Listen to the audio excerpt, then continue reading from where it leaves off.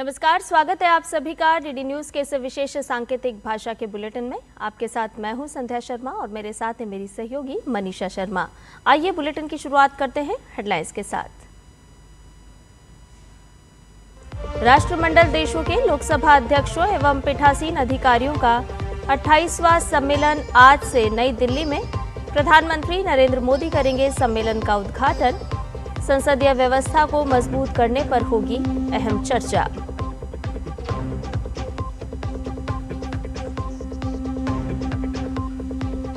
ED बनाम ममता बनर्जी विवाद में आज सुप्रीम कोर्ट में अहम सुनवाई।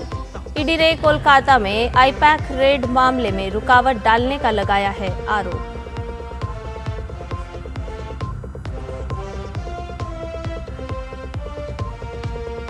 महाराष्ट्र में बीएमसी सहित सभी 29 नगर निकायों के चुनाव के लिए मतदान आज। महायुति और महाविकास आघाड़ी दोनों की साख दांव पर।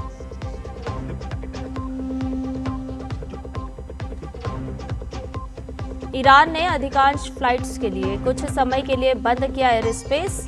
कई एयरलाइंस ने बदला रूट। अमेरिकी राष्ट्रपति ट्रंप का बयान, ईरान में रुक रही है प्रदर्शनकारियों की हत्या।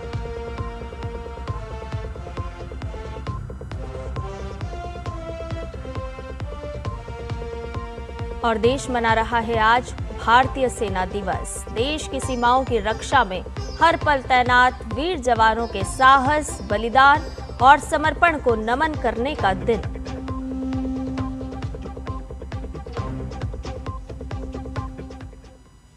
सभी खबरें विस्तार के साथ। राष्ट्रमंडल के अध्यक्षों और पीठासीन अधिकारियों का 28वां सम्मेलन CSPOC आज से नई दिल्ली में शुरू होगा। प्रधानमंत्री नरेंद्र मोदी संविधान सदन के ऐतिहासिक केंद्रीय हॉल में सम्मेलन का उद्घाटन करेंगे।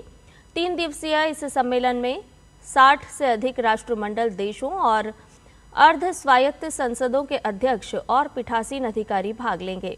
इसका उद्देश्य संसदीय लोकतंत्र के विभिन्न स्वरूपों के बारे में ज्ञान और समझ को बढ़ावा देना और संसदीय संस्थाओं का विकास करना है।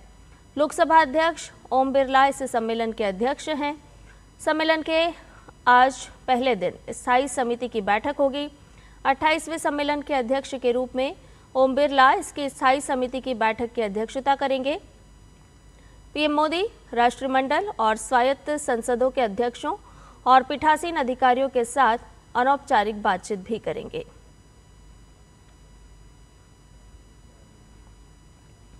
कोलकाता में आईपैक रेड मामले में रुकावट डालने पर ममता बनर्जी के खिलाफ सुप्रीम कोर्ट में आज सुनवाई होगी। ये याचिका प्रवर्तन निदेशालय ने लगाई है। याचिका में ईडी ने मुख्यमंत्री ममता बनर्जी और शीर्ष पुलिस अधिकारियों पर आरोप लगाए हैं। इन आरोपों में अधिकारियों को रोकने, सबूत छिपाने या नष्ट करने और धमकी देने जैसे गंभीर आरोप शामिल हैं। वहीं एक दिन पहले कलकत्ता हाईकोर्ट में टीएमसी की याचिका को खारिज कर दिया गया। टीएमसी ने ईडी पर दस्तावेज जब्त करने का आरोप लगाया था। हालांकि ईडी ने ऑन रिकॉर्ड मना कर दिया।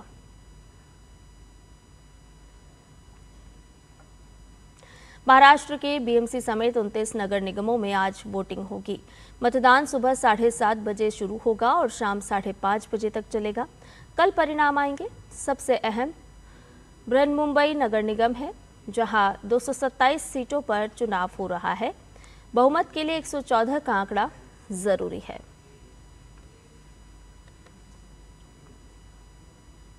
राष्ट्रपति द्रौपदी मुर्मू आज से पंजाब और राजस्थान के 2 दिवसीय दौरे पर रहेंगी। राष्ट्रपति द्रौपदी मुर्मू आज अमृतसर में गुरु नानक देव विश्वविद्यालय के 50वें वार्षिक दीक्षांत समारोह में शामिल होंगी। राष्ट्रपति कल जालंधर में डॉक्टर BR अम्बेडकर राष्ट्रीय प्रौद्योगिकी संस्थान के 21वें दीक्षांत समारोह में भाग लेंगी। उसके बाद जयपुर में रामानंद मिशन द्वारा आयोजित 1008 कुंडीय हनुमान महायज्ञ में शामिल होंगी। आज देश भारतीय सेना दिवस मना रहा है।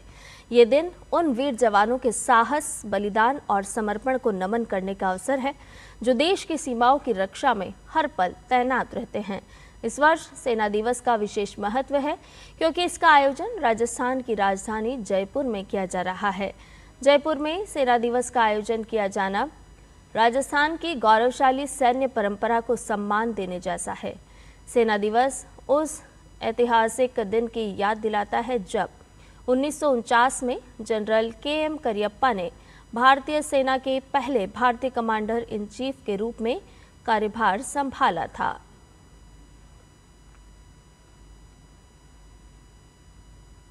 डेनमार्क और ग्रीनलैंड ने अमेरिका द्वारा ग्रीनलैंड के अधिग्रहण की किसी भी संभावना को खारिज कर दिया। उन्होंने आर्कटिक में अमेरिकी सुरक्षा चिंताओं के समाधान के लिए वॉशिंगटन के साथ उच्च स्तरीय कार्य समूह के गठन की घोषणा की। वहीं अमेरिकी राष्ट्रपति डोनाल्ड ट्रंप ने डेनमार्क पर फिर से नियंत्रण की बात को दोहराया। ट्रंप ने दावा किया है कि डेनमार्क रूस चीन के खतरे से निपटने में सक्षम नहीं है।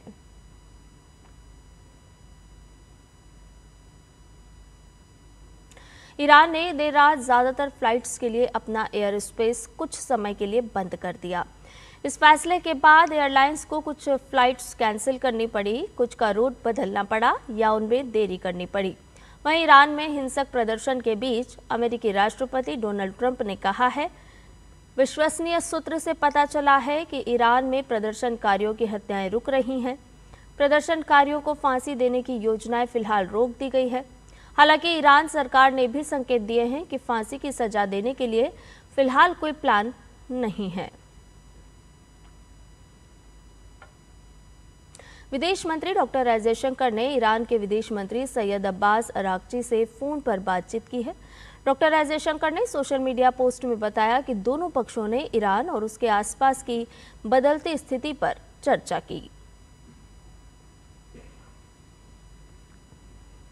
भारत सरकार द्वारा ईरान में बदलती स्थिति को देखते हुए एडवाइजरी जारी की गई है, जिसमें उपलब्ध साधनों से ईरान छोड़ने की अपील की गई है। भारतीय नागरिकों से अनुरोध किया गया है कि वो अपने यात्रा और इमिग्रेशन डॉक्यूमेंट्स, जिसमें पासपोर्ट और आईडी भी अपने पास तैयार रखें। इस संबंध में किसी भी सहायता के लिए भारतीय दूतावास से संपर्क करने की सलाह दी गई है। न्यूजीलैंड ने 3 मैचों की वनडे सीरीज के दूसरे मैच में भारत को 7 विकेट से हरा दिया। इस जीत के साथ ही न्यूजीलैंड ने सीरीज को 1-1 की बराबरी पर ला दिया है। वहीं चोटिल ऑलराउंडर वाशिंगटन सुंदर न्यूजीलैंड के खिलाफ T20 सीरीज से बाहर हो गए हैं।